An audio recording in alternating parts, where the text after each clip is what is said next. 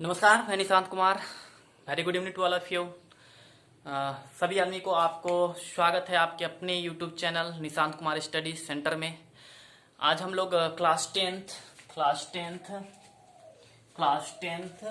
Subject math chapter 5 arithmetic progression, जिसको हिंदी में समांतर श्रेणी कहा जाता है, उसके बारे में बात करने वाले हैं। क्योंकि इसका पहला चैप्टर जो था उसको मैंने कंप्लीट कर लिया, उसके पिछले वीडियो में हम लोगों ने उस चैप्टर को कंप्लीट कर लिया है, इसलिए आज की वीडियो में हम लोग चैप्टर 5 के बारे में बात करने वाले हैं। और हाँ, एक चीज आप लोग को स्पेशल अभी कहना चाहेंगे कि जो स्टूडेंट वीडियो को लाइक्स नहीं करते हैं तो वो लाइक्स कर लीजिए, और जो हमारे वीडियो को सब्सक्राइब नहीं किए हुए, हमारे चैनल को सब्सक्राइब नहीं किए हुए हैं, तो वो हमारे चैनल को जरूर से जरूर सब्सक्राइब कर ले, ताकि यदि कोई भी वीडियो जारी किया जाएगा तो नोटिफिकेशन आप लोग तक जरूर पहुंचेगा। और हाँ, दूसरी बात कि आप लोग वीडियो को शेयर नहीं करते हैं तो वीडियो को शेयर किया कीजिए। और तीसरी नंबर सबसे इम्पोर्टेंट बात कि यदि आप लोग से वीडियो में कोई भी कमेंट के बारे में बोला जाता है कि यहाँ पर जैसे कोई क्वेश्चन हुआ, मैंने बोला कि आप इस क्वेश्चन को जल्दी से जल्दी मुझे कमेंट बॉक्स में बताइए जिस समय आप वीडियो देख रहे थे, तो आप लोग क्या करते हैं कि उस का आंसर जो होता है आप मुझे रिप्लाई नहीं करते हैं। तो ये गलत बात है, आप लोग आंसर का जरूर से जरूर रिप्लाई करें, ताकि इससे हमें यह पता चल जाता है कि आप क्या पढ़ रहे हैं, क्या समझ रहे हैं। तो वैसा आप लोग करेंगे, कमेंट बॉक्स में मुझे जरूर बताएंगे कि आप क्या समझ रहे हैं, नहीं समझ रहे हैं, जो हम क्वेश्चन पूछ रहे हैं उसका आप आंसर दे पा रहे हैं या नहीं दे पा रहे हैं। चलिए, हम लोग आज बात करने वाले हैं अर्थमेटिक प्रोग्रेशन के बारे में। और इससे पहले हम आप लोग को कहेंगे कि आप लोग चैप्टर 4 का जो इंट्रोडक्शन वाला वीडियो है उसको एक बार और देख लीजिए, ताकि आपका चौथा चैप्टर जो होगा वो पूरी तरह रिवीजन हो जाएगा। हम लोग अभी अर्थमेटिक प्रोग्रेशन के बारे में बात करने वाले हैं। और हाँ, वीडियो को शेयर कर दीजिए, ताकि हो सके कि आपके जैसा और भी कोई स्टूडेंट्स हो जो अभी नहीं पढ़ पा रहे होंगे, तो उनके लिए ये बहुत ही हेल्पफुल होने वाला है। तो हम अभी पहले इसके बारे में बात करते हैं, ये होता क्या है अर्थमेटिक प्रोग्रेशन। देख लो, अर्थमेटिक प्रोग्रेशन जो है वह सिर्फ 2 लाइन से बना हुआ है, 2 लाइन से। और वह 2 लाइन क्या है, जिस समय हम पढ़ाएंगे उस समय बताएंगे, वही 2 लाइन से पूरा चैप्टर बना हुआ है। लेकिन इसमें बस 2-3 टर्म है जिसको हम लोग थोड़ा थोड़ा करके क्लियर कर लेंगे और बस खत्म हो जाएगा। इसमें ज्यादा कुछ है नहीं, बस 3-4 ही टर्म्स है जिसको हम अभी आपको बताएंगे, क्लियर करेंगे। यदि आप वो 3-4 टर्म समझ जाते हैं, इसका मतलब कि आपका यह चैप्टर कंप्लीट है। हाँ, एक चीज ध्यान में रखिएगा कि जो चीज हम यहाँ पर आपसे पूछ रहे हैं तो कमेंट बॉक्स में उसका रिप्लाई आप लोग जरूर करेंगे। चलिए आइए, अर्थमेटिक प्रोग्रेशन समांतर श्रेणी में सबसे पहला टर्म जो है, सबसे पहला टर्म वह है अनुक्रम। अनुक्रम, जिसको इंग्लिश में कहा जाता है सीक्वेंस। सीक्वेंस सीक्वेंस कहा जाता है। सीक्वेंस क्या होता है? सीक्वेंस क्या होता है? सीक्वेंस होता है कि कोई संख्या का प्रतिरूप, कोई संख्या का प्रतिरूप, संख्या का कोई प्रतिरूप को ही अनुक्रम कहा जाता है। जैसे मान लो कि ये कोई संख्या लिखा है 2, 3, 4, 5, 6, तो ये संख्या एक दूसरे का क्या है? प्रतिरूप है। ये संख्या सिर्फ समझो कि कोई संख्या जो एक कतार में लिखी हुई होती है, एक लाइन में लिखी हुई होती है, उसको हम लोग अनुक्रम कहते हैं, सीक्वेंस कहते हैं। यानी कि संख्या के ध्यान दो, संख्या के प्रतिरूप के अध्ययन, जो संख्या का जो प्रतिरूप है, जो यहाँ पर प्रतिरूप जो लिखा हुआ होता है, कोई संख्या का प्रतिरूप का अध्ययन अनुक्रम कहलाता है। कोई भी संख्या हो सकता है, 14 हो सकता है, 20 हो सकता है, 18, तो ये सब प्रतिरूप है, संख्या का प्रतिरूप है। तो संख्या के प्रतिरूप के अध्ययन को ही अनुक्रम कहा जाता है। जो संख्या यहाँ पर लिख दिया गया 3, 9, 12, 18, 16, 25 कुछ भी, तो वही संख्या, ये क्या है? संख्या का एक प्रतिरूप है, प्रतिरूप है, संख्या का एक प्रतिरूप है, और यही कहलाता है अनुक्रम। अनुक्रम को माइंड में सेटल कर लो कि संख्या के प्रतिरूप के अध्ययन को अनुक्रम कहा जाता है, जिसे हम सीक्वेंस भी कहते हैं। इंग्लिश में सीक्वेंस भी कहते हैं। अनुक्रम सोच लो, संख्या के प्रतिरूप का अध्ययन, मतलब कोई भी संख्या, सिंपल से समझो, सिंपल से सब कुछ छोड़ दो, सिंपल से समझो, यदि कोई संख्या लिखी हुई है तो उस संख्या का जो हम लोग अध्ययन करने वाले हैं उसी को हम लोग अनुक्रम कहेंगे। कोई भी संख्या जो यहाँ पर लिखी हुई है उसका अध्ययन, उसका स्टडी ही अनुक्रम कहलाता है, सीक्वेंस कहलाता है। यदि आप इस सीक्वेंस को समझ चुके हैं तो आप मुझे कमेंट बॉक्स में जरूर भेजिए कि यस सर सीक्वेंस समझ चुके हैं, अनुक्रम क्या होता है हम समझ चुके हैं। हम अभी इसका डिफिनीशन लिख देते हैं ताकि आप लोगों को कोई परेशानी ना हो। चलिए डिफिनीशन में हम लिख देते हैं आप लोगों को सीक्वेंस क्या होता है। तो देखो, संख्या के प्रतिरूप के अध्ययन को ही अनुक्रम कहा जाता है। अनुक्रम कहा जाता है। जैसे में आप लिख सकते हैं 3, 6, 9, 12, 15 ... या फिर आप लिख सकते हैं 2, 4, 6, 8, 10 ... इस प्रकार से लिख सकते हैं। ये आपका अनुक्रम है। यानी कि अनुक्रम के लिए बस एक चीज सेटल कर लो ब्रेन में कि संख्या के प्रतिरूप मतलब कि जो संख्या लिखा हुआ रहेगा उस संख्या की स्टडी मतलब उसका अध्ययन ही अनुक्रम कहलाता है, सीक्वेंस कहलाता है, वही सीक्वेंस कहलाता है। अभी ये अनुक्रम हो गया। अब अनुक्रम के बाद एक दूसरा टॉपिक है जिसको कहा जाता है श्रेणी या फिर श्रेणी कहा जाता है। श्रेणी, कंफ्यूज नहीं होंगे, श्रेणी भी हो सकता है और श्रेणी भी हो सकता है। यहां पर भी लिखा हुआ देख सकते हैं, समांतर श्रेणी या फिर श्रेणी, दोनों हो सकता है, जिसको इंग्लिश में प्रोग्रेशन या फिर हम सीरीज भी लिख सकते हैं, तो श्रेणी क्या होता है इस चीज को समझो। यदि अनुक्रम समझ में आ गया तो श्रेणी समझ में आ गया, सीधा सी बात है। अनुक्रम समझ में आ गया तो श्रेणी भी समझ में आ गया। यदि अनुक्रम समझ में नहीं आया तो श्रेणी समझ में नहीं आएगा। इसलिए जिन स्टूडेंट को अनुक्रम समझ में नहीं आया है हम उनको सजेस्ट करेंगे कि वो 5 मिनट वीडियो को पीछे करें और उस चीज को फिर से समझिए, अब फिर श्रेणी पे आए, बिल्कुल क्लियर हो जाएगा श्रेणी क्या होता है। चलिए हम अभी यहाँ पर श्रेणी के बारे में बात करने वाले हैं। तो देखिए श्रेणी क्या होता है, तो वैसा कोई अनुक्रम मतलब संख्या का प्रतिरूप, वैसा कोई संख्या का प्रतिरूप जो किसी निश्चित नियम के अंतर्गत लिखा गया हो या फिर वह किसी विशेष नियम का पालन करता हो तो उसी को श्रेणी कहा जाता है। वैसा कोई अनुक्रम जो किसी विशेष नियम का पालन करते हो, खास नियम का पालन करते हो या फिर किसी विशेष नियम के अंतर्गत लिखा गया हो, उसी को श्रेणी कहा जाता है। लेकिन बात यहाँ पर अनुक्रम का ही है। यदि अनुक्रम मतलब कोई संख्या, जैसे देख लो यहाँ पर हम लिख दिए 4, यहाँ पर लिख दिए 16, यहाँ पर हम लिख दिए कितना, तो ये 1 सेकेंड 4, यहाँ पर लिख दिए 8, यहाँ पर लिख दिए 12, यहाँ पर 16, यहाँ पर 20, यहाँ पर जैसे लिख दिए हम 6, 4, 2, यहाँ पर लिख दिए 0, -2, यहाँ पर लिख दिए 3, 6, 9, 12, 15। ये प्रत्येक संख्या एक निश्चित नियम के द्वारा लिखा गया है, एक विशेष नियम के द्वारा लिखा गया है। कैसे, तो देख लीजिए, जब 4 में हम +4 किए हैं तो 8 हुआ है, 8 में +4 किए हैं तो 12, 12 में +4 किए हैं तो 16 और 16 में +4 किए हैं तो 20, 3 में 6 में -2 किए हैं तो 4, 4 में से -2 किए हैं तो 2 और 2 में से -2 किए हैं तो 0 और 0 में से -2 किए हैं तो यहाँ पर -2 है। इस सब में 3, इसमें +4 जोड़ा गया है, प्रत्येक पद में 4 जोड़ा गया है, इसमें से प्रत्येक पद में से -2 घटाया गया है और इसमें प्रत्येक पद में 3 जोड़ा गया है।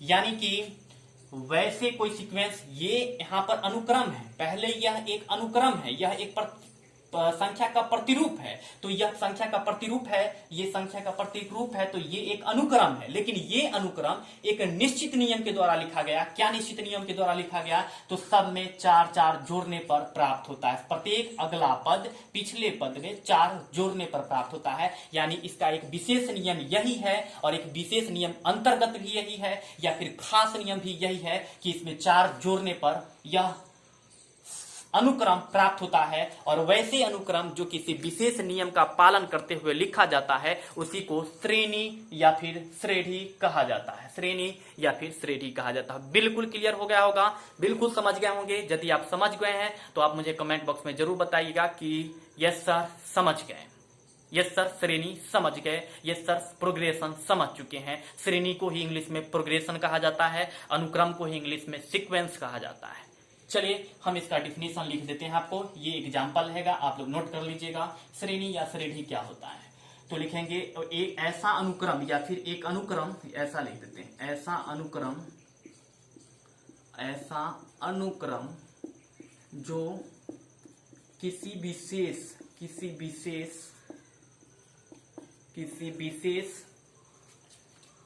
नियम का पालन करता हो, किसी विशेष नियम का पालन करता हो उसे श्रेणी या श्रेणी कहा जाता है, श्रेणी कहा जाता है। ये रहा आपका श्रेणी। तो जल्दी से आप इसको नोट कर लीजिए, क्योंकि हम लोग अब आगे का टॉपिक्स बताने वाले हैं। तो इसका या तो आप स्क्रीनशॉट ले लीजिए या फिर इसको वीडियो को पॉज करके लिख लीजिए, क्योंकि हम अभी इसको मिटा करके आपको अगला टॉपिक बताने वाले हैं। आप लोग इस चीज को नोट कर लीजिएगा। चलिए, आपको बिल्कुल क्लियर हो जाना चाहिए। यदि आप नहीं समझे हैं तो वीडियो को पीछे करके या वीडियो को दोबारा प्ले करके देखिएगा। अभी हम इस चीज को मिटा रहे हैं क्योंकि हमें अगले टॉपिक के बारे में बात करना है। चलिए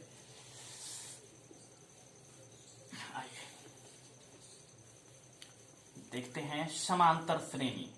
आपका अनुक्रम हो गया, फर्स्ट में अनुक्रम हो गया, सेकंड में श्रेणी हो गया, तो थर्ड में समांतर श्रेणी। तीसरा पॉइंट है समांतर श्रेणी। समांतर श्रेणी क्या होता है? समांतर श्रेणी क्या होता है? तो वैसा श्रेणी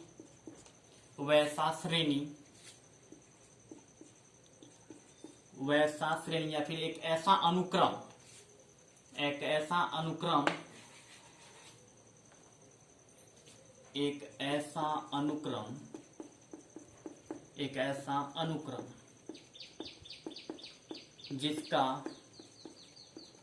जिसका प्रत्येक अगला पद पूर्व पद में एक नियत संख्या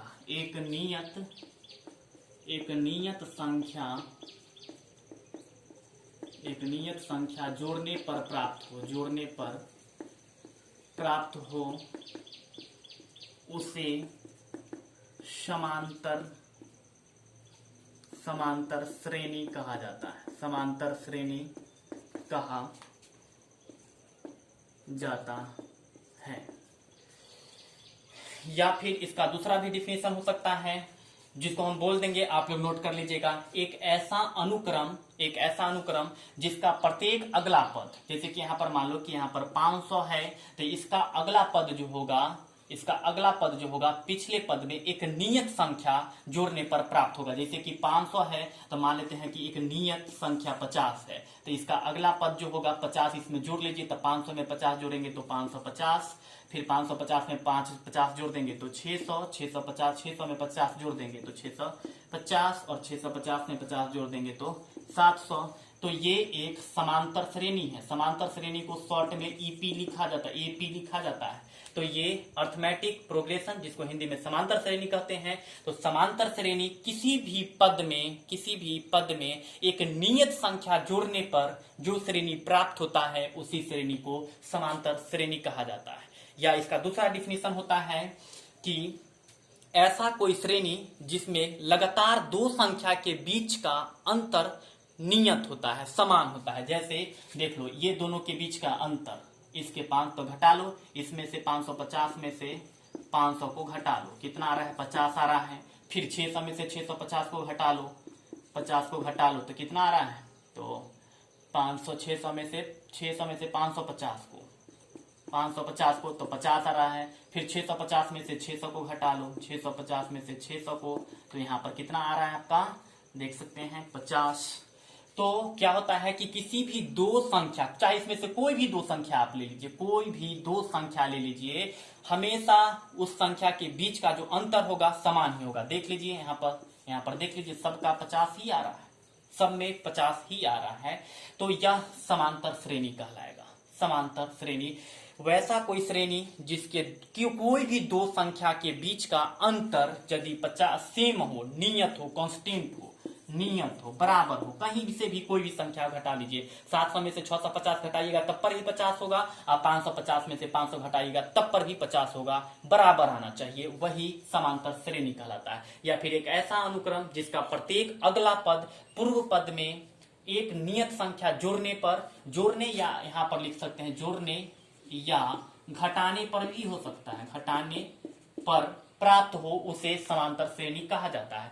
जोड़ने पर भी और घटाने पर भी दोनों हो सकता है, क्योंकि देख लो यदि हम 4 में 4 लिखे, उसके बाद 6 लिखे, 8 लिखे, तो दो दो जोड़ रहे हैं, और यहाँ पर हम 4 में से 2 घटा दिए तो 2, 2 में से 2 घटा दिए तो 0, और 0 में से 2 घटा दिए तो -2। तो जो वैसे ही कोई अनुक्रम जिसमें एक नियत संख्या जोड़ने और घटाने से जो संख्या प्राप्त होता है, उसी संख्या को, उसी श्रेणी को समांतर श्रेणी कहा जाता है, समांतर श्रेणी कहा जाता है। अब ये रहा आपका समांतर श्रेणी, तो आप इसको नोट कर लीजिए, क्योंकि हम अभी नेक्स्ट टॉपिक के बारे में बात करेंगे, तो जल्दी से देख लीजिए इसको, जल्दी से देख लीजिए, हम लोग अब नेक्स्ट टॉपिक के बारे में बात करेंगे। चलिए हम अभी इसको मिटा रहे हैं, चलिए मिटा रहे हैं। और हाँ, वीडियो को लाइक्स करते रहिए, सब्सक्राइब जो अभी स्टूडेंट नहीं किए हैं सब्सक्राइब कर लीजिए, और वीडियो को शेयर जरूर कीजिए, और आप लोग से जो कमेंट बॉक्स में पूछा जाता है आप उसका रिप्लाई जरूर कीजिए। चलिए अभी हम बात करने वाले हैं सार्व अंतर, चौथा टॉपिक है सार्व अंतर। सार्व अंतर क्या होता है, इसको इंग्लिश में कहा जाता है कॉमन डिफरेंस। कॉमन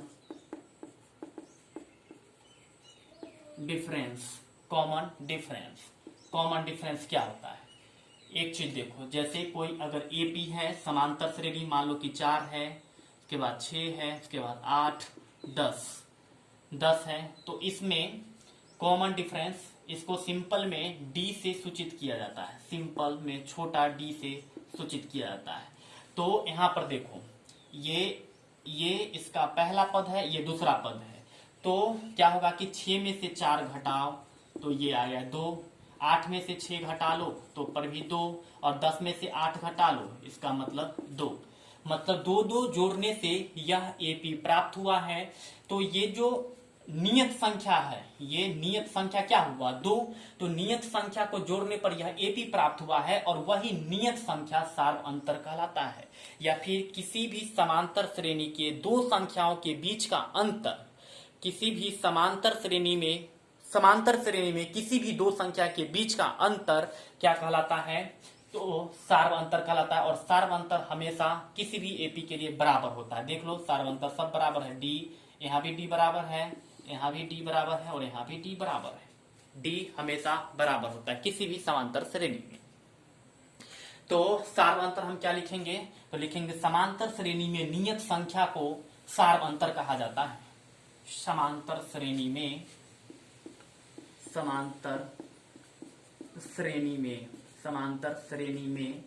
नियत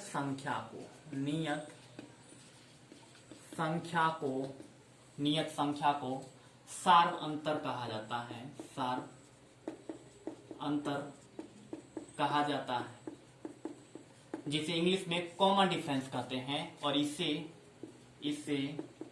डी से सूचित करते हैं।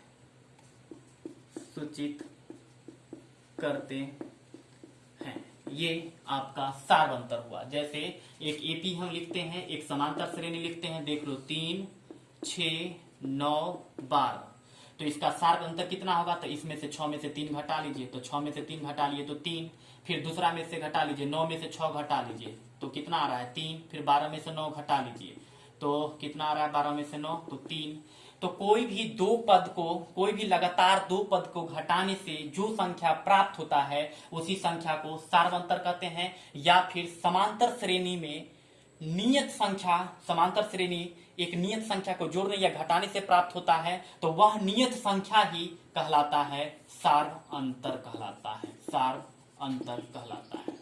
सार्वअंतर कहलाता है। सार्वअंतर कहलाता है। और भी इसमें कुछ मेन बातें हैं जो कि हम आपको अभी बताने वाले हैं। आप इसको जल्दी से नोट कर लीजिए या फिर इसका स्क्रीनशॉट ले लीजिए। हम आपको नेक्स्ट बात बताने वाले हैं।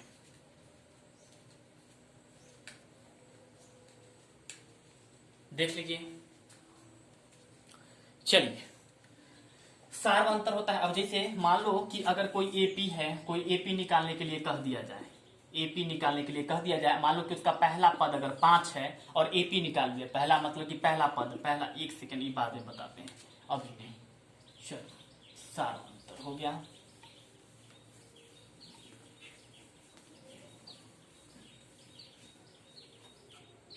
चलो, उसके बाद है समांतर श्रेणी के प्रकार। समांतर श्रेणी के प्रकार।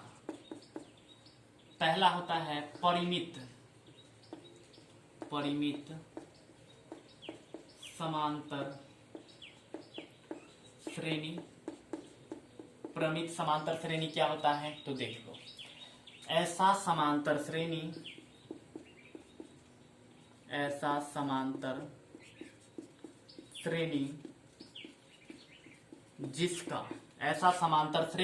जिसका सदस्यों की संख्या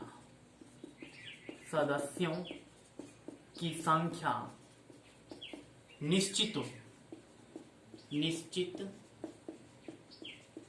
हो उसे परिमित समांतर श्रेणी कहा जाता है। समांतर श्रेणी कहा जाता है। परिमित समांतर श्रेणी कहा जाता है। परिमित समांतर श्रेणी ऐसा समांतर श्रेणी जिसका सदस्यों की संख्या निश्चित हो उसे समांतर श्रेणी कहा जाता है। जैसे में देख लीजिए, जैसे मान लो कि एक एपी है, एपी मतलब कि समांतर श्रेणी है। जैसे कि मान लो कि 2, 4, 6, 8, 10 एक ये है। और दूसरा ले लो, इसमें एपी मान लेते हैं कि 15, 18, 21, 24। अब देख सकते हैं कि इसमें सदस्यों की संख्या कितनी है तो 1, 2, 3, 4, 5। इसमें सदस्य की संख्या 5 है। इसमें देखिए 1, 2, 3, 4, इसमें सदस्य की संख्या 4 है। तो इसका सदस्य की संख्या निश्चित है, कांस्टेंट है। कांस्टेंट नहीं कह सकते हैं, निश्चित कह सकते हैं। निश्चित है कि इसमें टोटल सदस्य की संख्या कितना है तो 5 और इसमें टोटल सदस्य की संख्या कितना है तो 4। तो वैसा कोई समांतर श्रेणी, वैसा कोई अरिथमेटिक प्रोग्रेशन जिसका सदस्यों की संख्या हमें ज्ञात हो, हमें पता हो, निश्चित हो, उसे परिमित समांतर श्रेणी कहा जाता है। उसके बाद होता है एक अपरिमित समांतर श्रेणी, दूसरा अपरिमित समांतर श्रेणी। अपरिमित समांतर श्रेणी तो ऐसा समांतर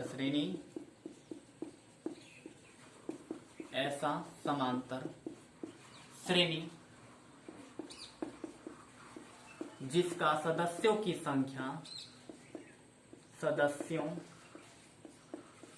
संख्या निश्चित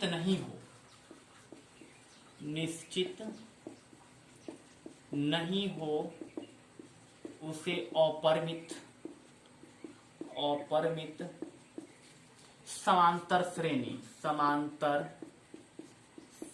कहा जाता है।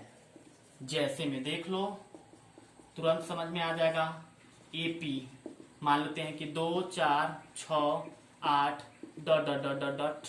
और एक दूसरा ले लेते हैं, मान लो 3, 6, 9, 12 ... अब इसमें कितना हो सकता है, इसका अगला पद कितना हो सकता है ये मुझे पता नहीं है। इसमें भी इसका अगला पद कितना तक हो सकता है ये भी मुझे पता नहीं है। इसलिए ये अपरिमित समांतर श्रेणी हो गया और ये परिमित समांतर श्रेणी। परिमित समांतर श्रेणी कि जिसमें सदस्यों की संख्या ज्ञात हो, निश्चित हो, उसको परिमित समांतर श्रेणी कहा जाता है। और वैसा कोई समांतर श्रेणी जिसका सदस्यों की संख्या निश्चित नहीं हो उसे अपरिमित समांतर श्रेणी कहा जाता है। तो आप लोग यदि समझ गए हैं तो आप हमें कमेंट बॉक्स में जरूर बताइए कि यस सर, परिमित और अपरिमित हम समझ चुके हैं। हम अभी नेक्स्ट बात को बताएंगे। जल्दी से इसका स्क्रीनशॉट ले लीजिए या फिर इसको पॉज करके लिख लीजिए। हम अभी नए टॉपिक्स के बारे में बात करने वाले हैं। छोटा बस अब एक टॉपिक और बच गया है जिसको हम अभी तुरंत बताएंगे। चलिए हम अभी इरेज कर रहे हैं। चलिए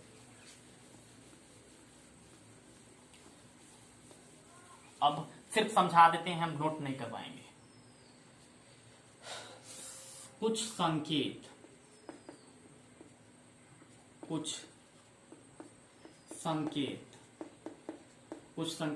देखो, जैसे कि एक एपी है, ध्यान दो बात पर। एपी जैसे 2 4 6 8 10, तो इसमें पहला पद है 2, तो इसको A1 से सूचित किया जाता है। दूसरा पद है 4, तो इसको A2 से सूचित किया जाएगा। तीसरा पद है 6, तो इसको A3 से सूचित किया जाएगा। और चौथा पद है तुम्हारा 8, तो इसको A4 से। और पांचवा पद है 10, तो इसको A5 से सूचित किया जाएगा। या फिर मान लो कि दूसरा एक एपी है 4 8 12 16, तो या तो आप A1 A2 से सूचित कर लीजिए या फिर आप T1 T2 या फिर T3 या फिर T4 से भी सूचित कर सकते हैं। पहला पद को T1 से, दूसरा पद को T2, तीसरा पद T3, चौथा पद T4, या फिर A1 A2 A3 A4 A5 के द्वारा भी आप सूचित कर सकते हैं। यानी कि किसी भी समांतर श्रेणी के सदस्य को A1 A2 या फिर T1 T2 के द्वारा सूचित कर सकते हैं। अब मान लो कि अगर कोई कहे कि इसका 20वां पद क्या है, तो A 20 से सूचित करेंगे। अगर इसका 25वां पद तो A 25 से सूचित करेंगे। इसका 100वां पद तो A 100 से सूचित करेंगे। तो ये इस प्रकार का इंडिकेशन किया जाता है। अगर हम कहें कि इसका nth टर्म, मतलब जैसे कि यहाँ पर बढ़ते जा रहा है, 25 20 था, 25 था, 100, अब उस प्रकार से हो सकता है बहुत सारा, तो यहाँ पर क्या होगा AN, मतलब nth टर्म। n का वैल्यू आप लाख में भी लिख सकते हैं, करोड़ में भी लिख सकते हैं। AN स्मॉल में लिखा जाता है, लेकिन हम थोड़ा सा यहाँ पर समझाने के लिए इसको लिख दिए। ए का मतलब कोई एपी का सीरीज होगा, और एन का मतलब इसमें आपको जितना पद रखना है 2000 पद रख दीजिए। 2000वां पद, 20000वां पद, 20वां पद, 25वां पद, जो संख्या रख दीजिएगा वो पद हो जाएगा इस एपी का। ठीक, तो ये आपका बस इतना इंडिकेशन था, इतना समझ लीजिए। आपका अर्थमेटिक प्रोग्रेशन समाप्त। ये आपका अर्थमेटिक प्रोग्रेशन का जो डिटेल्स था, इंट्रोडक्शन था, वो खत्म हो चुका है। तो इसलिए हम थोड़ा सा एक बार फास्ट रिवीजन करवा देते हैं। अनुक्रम क्या होता है? अनुक्रम संख्या के प्रतिरूप का अध्ययन जो होता है अनुक्रम कहलाता है। संख्या के प्रतिरूप का अध्ययन अनुक्रम कहलाता है। फिर श्रेणी क्या होता है? तो ऐसा कोई अनुक्रम जो एक विशेष नियम या विशेष नियम के अंतर्गत लिखा जाता है उसको श्रेणी कहते हैं। समांतर श्रेणी क्या होता है? तो वैसा कोई श्रेणी या फिर वैसा कोई अनुक्रम जिसका प्रत्येक अगला पद पिछले पद में एक निश्चित संख्या, एक नियत संख्या को जोड़ने या घटाने से प्राप्त होता है, उसको हम लोग समांतर श्रेणी कहते हैं। और वह नियत संख्या सार्वअंतर कहलाता है, जिसको हम कॉमन डिफरेंस कहते हैं। और उसका समांतर श्रेणी का प्रकार परिमित समांतर श्रेणी और परिमित समांतर श्रेणी। तो परिमित समांतर श्रेणी होता है तो वैसा समांतर श्रेणी जिनके सदस्यों की संख्या निश्चित हो उसको परिमित समांतर श्रेणी कहा जाता है। या फिर अपरिमित समांतर श्रेणी वैसे समांतर श्रेणी जिसमें सदस्यों की संख्या निश्चित नहीं हो उसे अपरिमित समांतर श्रेणी कहा जाता है। बिल्कुल क्लियर? यदि आपको क्लियर हो गया तो लास्ट में मुझे कमेंट में इसमें जरूर बताइए कि यस सर पूरा क्लियर हो गया है। अभी हम थोड़ा सा आप लोग को और बताने वाले हैं इसमें। चलिए इसको आप लोग नोट कर लीजिएगा कि किसी भी एपी के पद को A1 A2 A3 या फिर T1 T2 T3 या T4 के द्वारा सूचित किया जाता है। चलिए कुछ क्वेश्चन करवा देते हैं। कुछ क्वेश्चन आपको इस प्रकार से मिलेगा, जैसे मान लो कि इस प्रकार से कुछ क्वेश्चन है जिसमें A1 बराबर दिया हुआ है 5, A1 बराबर 5 दिया हुआ है, और D मतलब कि सार अंतर मान लो 2 दिया हुआ है।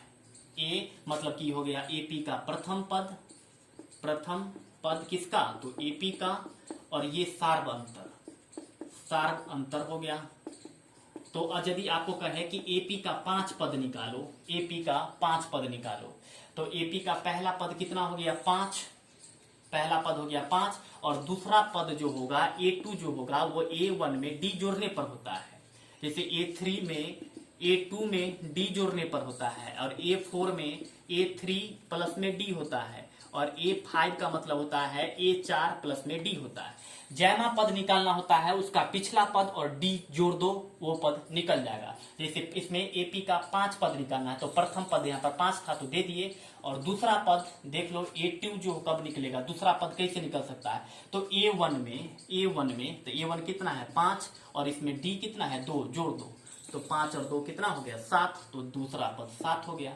तीसरा पद कैसे निकलेगा, तो A2 प्लस D, तो A2 कितना निकला है 7, तो यहाँ पर हो गया 7 प्लस में 2 बराबर में 9, तो यहाँ पर हो गया 9। यानी सिंपल से समझो, जो सार्व अंतर होता है, सार्व अंतर को जोड़ते चलना है। तो 5 में 2 जोड़ दिए तो 7, और 7 में 2 जोड़ दिए तो 9, 9 में 2 जोड़ दिए तो 11, 11 में 2 जोड़ दिए तो 13, 1 2 3 4 5, इसका 5 पद निकल चुका है। दूसरा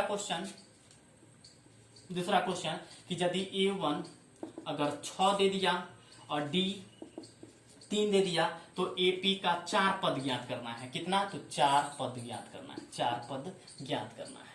तो देख लीजिए क्या होगा कि यहाँ पर 6, और दूसरा क्या होगा कि 6 में 3 जोड़ने पर 9, फिर अगला क्या होगा, तो 9 में 3 जोड़ने पर 12, फिर इसके अगला क्या होगा, तो 12 में 3 जोड़ने पर 15, इसके अगला क्या होगा, तो 15 में 3 जोड़ने पर 18। इस प्रकार से AP प्राप्त होता है। तो आपको इस प्रकार क्वेश्चन मिल सकता है, या फिर आपके एग्जाम में ऑब्जेक्टिव में इस प्रकार से क्वेश्चन आएगा कि प्रथम पद दिया हुआ है और सार्व अंतर दिया हुआ है, तो इसका AP निकालिए, या फिर ऑब्जेक्टिव में रहेगा कि इसको इसमें से कौन सा AP है। तो देख लीजिएगा आप लोग इस प्रकार का, या फिर इस प्रकार का हम क्वेश्चन भी आपको करवाएंगे नेक्स्ट वीडियो में। अभी बस थोड़ा सा समझ लीजिए। दूसरी बात दूसरे वीडियो में ही बताएंगे, इस वीडियो में इतना ही। और यदि आप इसको और भी बेहतरीन तरीका से समझना चाहते हैं तो हम आपको कहेंगे कि वीडियो को दोबारा प्ले करके जरूर से जरूर देखिए, ताकि आपको बहुत ही बेहतरीन तरीके से समझ में आएगा। और हाँ, वीडियो को यदि देखते हैं तो उसको लाइक्स और सब्सक्राइब कर दीजिए। तब तक के लिए धन्यवाद। हम लोग मिलते हैं फिर नेक्स्ट वीडियो में। बहुत बहुत धन्यवाद।